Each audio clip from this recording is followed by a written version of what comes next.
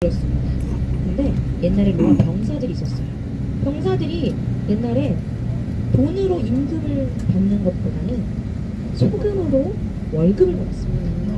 저 옛날에 썰라리움이라고 하는 월급 장부 같은 것들, 소금을 받는 장서 같은 것들을 받아가지고 어디서든 나는 소금을 받을 수 있는 거예요. 근데 소금의 값어치는 그때만 해도 엄청났기 때문에 되게 값어치 있는 거였어요. 생각해보세요. 근데 한 기원 후 몇 세기 안 돼가지고 한 3, 4세기 사람들이 어떤 음식에 간을 해서 먹을 수 있다는 거는 혁명적인 일이었습니다. 우리 그렇잖아요. 아주 밍밍한 음식에 소금 간만 조금 하면 어때요? 맛이 확 돌고 그러죠. 또 소금과 양대산맥이 있죠. 누구죠? 설탕도 있는데 설탕도 있고 후추가 있죠. 후추. 네, 후추를 찾기 위해서 우리 대항해 시대가 열렸다고 해도 과언이 아닐 만큼 그런 조미료나 이런 향신료에 좀 약간 사람들이 눈을 떴던 시기였어요. 첫 번째가 소금이었습니다. 소금. 그래서 로마 병사들이 그런 걸로 받고 그래서 영어로 군인을 뭐라 그래요? 솔저. 솔트 받는 사람이에요. 소금 받는 사람들에서부터 어원이 또 출발을 했고요. 그리고 나서 사람들 사이에서 소금은 돈 있는 사람들만 먹는다는 그런 문화가 퍼지기 시작합니다. 그래서 집에 손님이 놀러 왔어요. 만약에 손님이 놀러 왔는데 진짜 내가 이 사람을 대접해줘야 돼. 그럼 어떻게 될까요?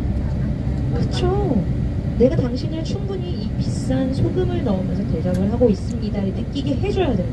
그럼 그 사람도 짠 걸 먹으면서 어떻게 생각하죠? 짭짤한데? 우리 선생님들 하시는 말씀처럼 짭짤한데 하면서 짜다라고 느끼면 아, 이 사람이 비싼 걸 나한테 많이 넣어줬구나 라고 생각을 했었다고 합니다. 그래서 소금이 일반적인 입맛에 우리 기준보다는 더 짜게 많이 느껴지실 거예요. 짭짤하게.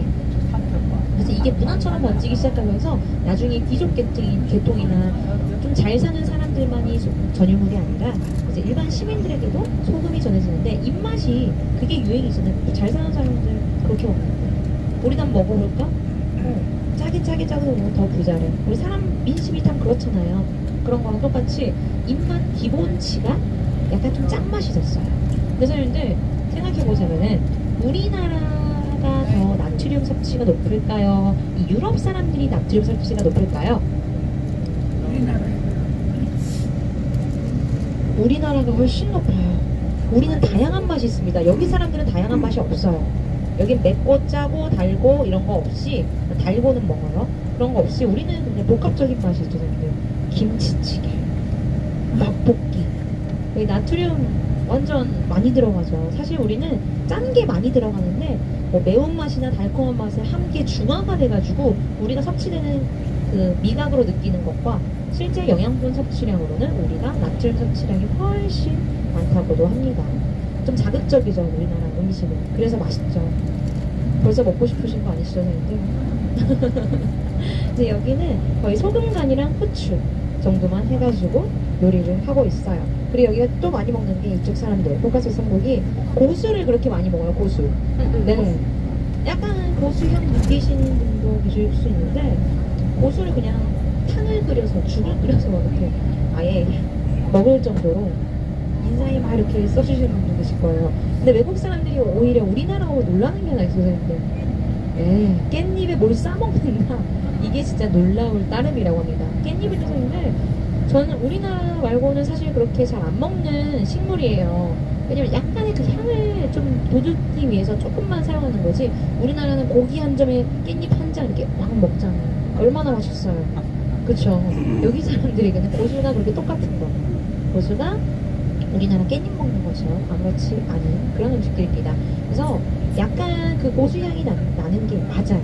원래 전통적으로 우리 여기 사람들은 그렇게 많이들 먹습니다.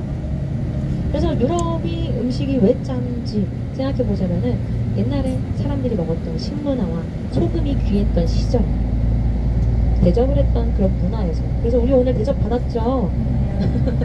우리 그 사장님이 약간 가게를 좀 새로 리모델링 하신 것 같더라고요. 좀 새 단장하시고.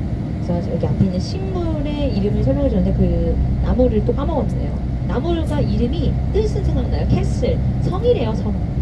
근데 그 나무의 이름 자체가 성인데 자신의 가게 이름도 그 성의 이름을 따서 지었고 우리는 성을 모티브 해가지고 가게를 만들었다.